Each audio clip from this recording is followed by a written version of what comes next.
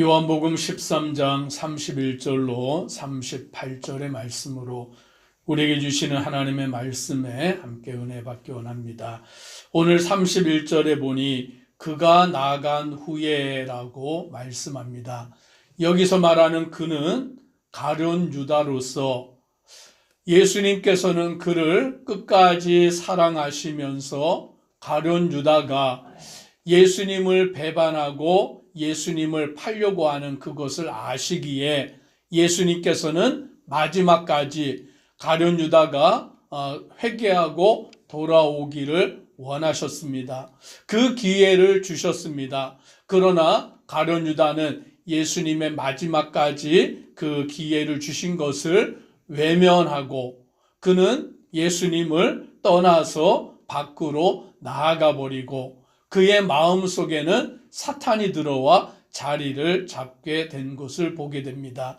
그가 나갔다라는 말은 이제 예수님을 은 30냥의 대제사장과 종교 지도자들에게 팔아서 곧 예수님은 십자가의 죽음의 그 길을 걸어가는 고난의 길을 갈 수밖에 없는 것을 말하여 주고 있습니다. 그런데 예수님은 이제 그가 나아간 후에 뭐라고 말씀하시냐면 지금 인자가 영광을 받았고 하나님도 인자로 말미암아 영광을 받으셨도다라고 말씀합니다. 즉 가룟 유다의 배반으로 인하여 이제 예수님은 은 30냥에 팔려서 고문을 당하시고 고난을 당하시고 십자가에 죽는 그 고난의 길을 걸어가야 되시는데 예수님은 이것을 두고 뭐라고 말씀하시냐면 인자가 영광을 받았다라고 말씀합니다. 오늘 우리가 생각하는 영광은 무엇입니까?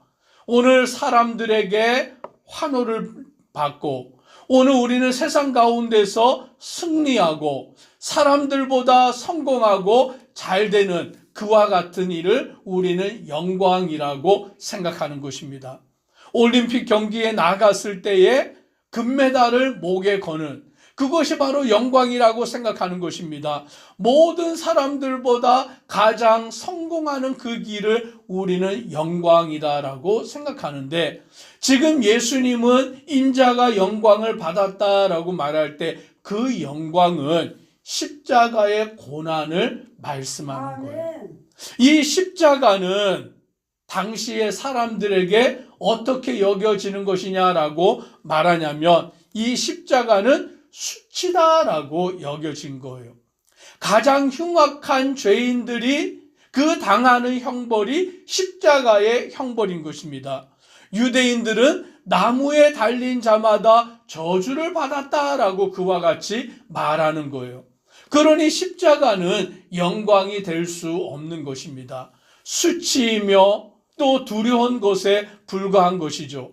그런데 예수님은 그 십자가의 길을 걸어가시면서 인자가 영광을 받았고 예수님만 영광을 받은 것이 아니라 하나님도 인자로 말미암아 영광을 받으셨도다라고 그와 같이 말씀합니다. 즉 이 말은 하나님께서 예수님을 이 땅에 보내신 것은 즉 우리의 죄를 대속하여 십자가에 달려 돌아가시는 것 이것이 바로 하나님 아버지의 뜻이다라는 것을 보여주고 있습니다. 오늘 예수님은 아버지의 뜻을 행하였기 때문에 오늘 그것이 십자가의 고난의 길이라 할지라도 영광의 길이 되는 줄 믿습니다. 오늘 저와 우리 성도님들에게 영광의 길은 무엇입니까? 오늘 세상 가운데서 사람들에게 환호를 받고 세상 가운데서 사람들에게 높임을 받고 세상에서 사람들에게 인정을 받는 그 영광의 길을 택하고 있는지요? 아니면 예수님이 걸어가신 길처럼 십자가의 길, 자기의 생명을 내어주는 그 고난의 길을 걸어가며 영광의 길을 가고 있는지 우리 자신을 돌아보기를 소망합니다. 32절에 만일 하나님이 그로 말미암아 영광을 받으셨으면 하나님도 자기로 말미암아 그에게 영광을 주시리니 곧 주시리라 라고 말씀합니다. 즉 하나님이 예수 그리스도로 인하여 영광을 받으신다면 하나님은 그 자신을 통하여 예수님에게 영광을 주신다라고 말씀하는 이 말씀은 하나님과 예수님이 하나다라는 것을 우리에게 보여주고 있는 것입니다. 즉 하나님이 예수님이시고 예수님이 하나님이신 것을 우리는 깨닫게 되는 것입니다. 그래서 하나님 아버지를 우리에게 보여달라라고 말할 때 예수님은 뭐라고 말씀하시냐면 인자를 본 자는 곧 하나님 아버지를 본 것이다 라고 말씀하시는 것입니다. 즉 예수 그리스도를 본 자는 하나님 아버지를 보고 오늘 예수 그리스도를 믿는 자는 하나님 아버지를 믿는 자가 되는 줄 믿습니다. 그뿐만이 아니라 예수님을 어떻게 우리가 믿냐라고 할 때에 바로 예수님의 복음을 전하는 자들을 통하여 예수님을 믿게 되는 줄 우리는 이 말씀을 통하여 깨닫게 됩니다. 이제 예수님은 제자들에게 말씀하시기를 33절에 작은 자들아 내가 아직 잠시 너희와 함께 있겠노라. 즉 지금은 예수님이 그들과 함께 계십니다. 그러나 너희가 나를 찾을 것이나 일찍이 내가 유대인들에게 너희는 내가 가는 곳에 올 수 없다고 말한 것과 같이 지금 너희에게도 이르노라 라고 말씀합니다. 즉 지금은 예수님이 사람들과 제자들과 함께 계시지만 이제는 앞으로는 너희가 함께 할 수 없다라고 말씀하는 것은 예수님이 십자가에 죽으시고 부활하시고 승천하시는 것을 말씀해 주고 있습니다. 지금은 즉 지금 그들이 살아있는 동안에는 주님이 가시는 길에 갈 수 없지만 언젠가 주를 믿는 자들은 그 천국 하나님의 나라에 가게 되는 줄 믿습니다. 이제 예수님께서는 제자들에게 말씀합니다. 34절로 35절 같이 읽습니다. 새 계명을 너희에게 주노니 서로 사랑하라. 내가 너희를 사랑한 것 같이 너희도 서로 사랑하라. 너희가 서로 사랑하면 이로써 모든 사람이 너희가 내 제자인 줄 알리라. 아멘. 예수님은 제자들에게 말씀하시기를 새 계명을 너희에게 준다라고 말씀합니다. 그러면 새 계명을 주신다라는 것은 옛 계명도 있는 것이죠. 오늘 예수님이 주시는 새 계명은 서로 사랑하라. 내가 너희를 사랑한 것 같이 너희도 서로 사랑하라 라고 말씀하십니다. 그러면 옛 계명은 무엇입니까? 옛 계명은 레위기 19장 18절에 내 이웃 사랑하기를 내 자신과 같이 사랑하라 라고 말씀하신 거예요. 즉 옛 계명도 서로 사랑하라 라고 하셨는데 옛 계명에서는 어떻게 서로 사랑하냐면 내 자신과 같이 내 이웃을 사랑하라 라고 말씀하신 거예요. 즉 율법에서는 사랑을 뭐라고 말하냐면 나를 사랑하는 것처럼 다른 사람을 사랑하는 것, 그것을 율법에서는 말씀해 주십니다. 그런데 예수님께서는 이제 뭐라고 우리에게 명하시냐면 새 계명을 준다라는데 그 새 계명이 무엇이냐? 내가 너희를 사랑한 것 같이 너희도 서로 사랑하라 라고 말씀합니다. 즉 새 계명은 누구의 사랑으로 사랑하냐면 예수님의 사랑으로 서로 사랑하라 라고 명하십니다. 즉 구약의 옛 계명은 나를 사랑하는 그것으로 다른 사람을 사랑하는 거예요. 즉 내 자신을 사랑하는 그 마음으로 다른 사람을 사랑하는 것, 이것도 큰 사랑 아닙니까? 나를 사랑하는 마음으로 다른 사람을 사랑하는 것이니까 이것도 얼마나 큰 사랑입니까? 그런데 예수님이 새 계명을 주시는데 그 계명은 내가 너희를 사랑한 것 같이라고 말씀해요. 예수님이 우리를 어떻게 사랑하셨습니까? 자기의 생명을 십자가에 내어주시는 그 사랑.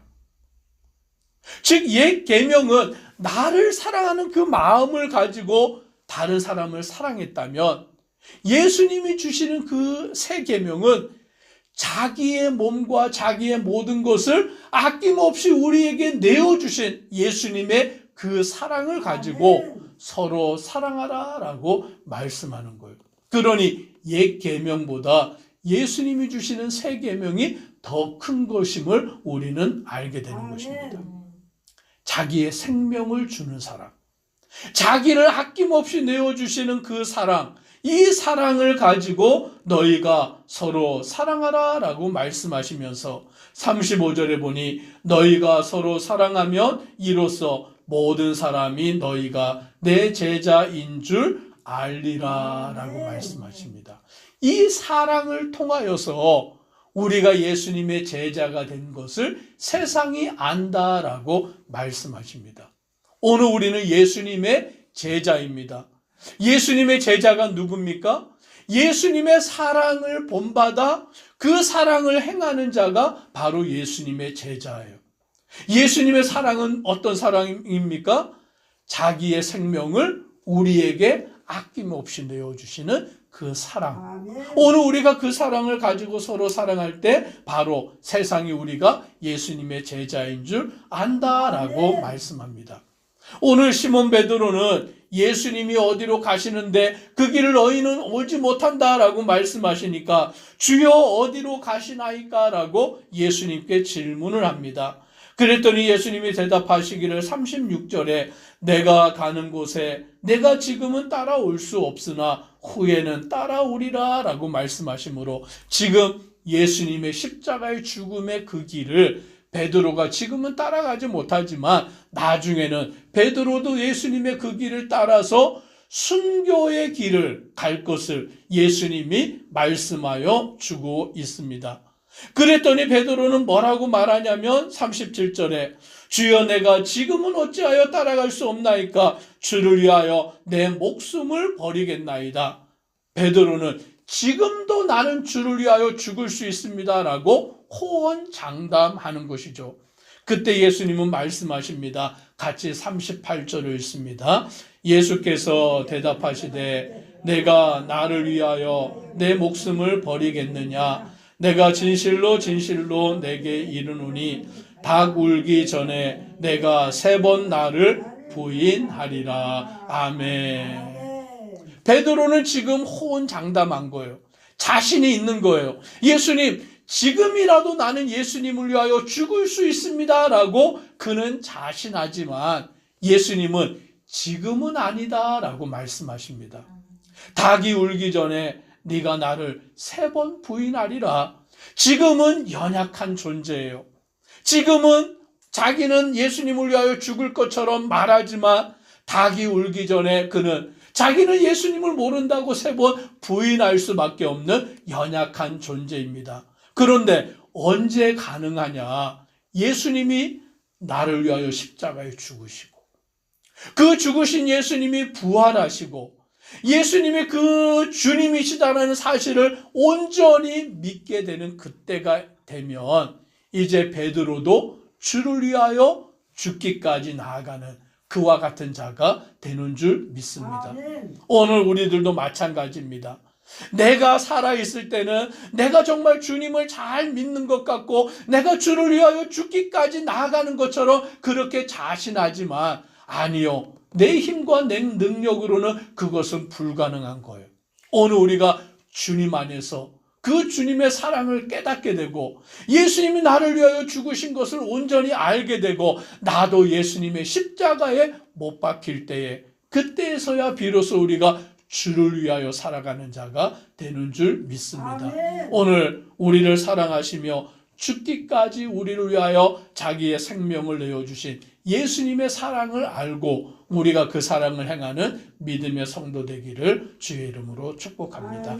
기도드리겠습니다. 사랑의 하나님, 오늘 주님이 우리를 사랑하시되 끝까지 사랑하시고 죽기까지 사랑하셔서 자기의 생명을 우리를 위해서 내어주시는 그 사랑을 베풀어 주십니다. 아멘. 오늘 우리는 예수님이 우리를 사랑하시는 그 사랑 가지고 서로 사랑하며 살아가는 믿음의 성도 되도록 은혜 더하여 주옵소서. 아멘. 예수님 이름으로 기도드리옵나이다. 아멘.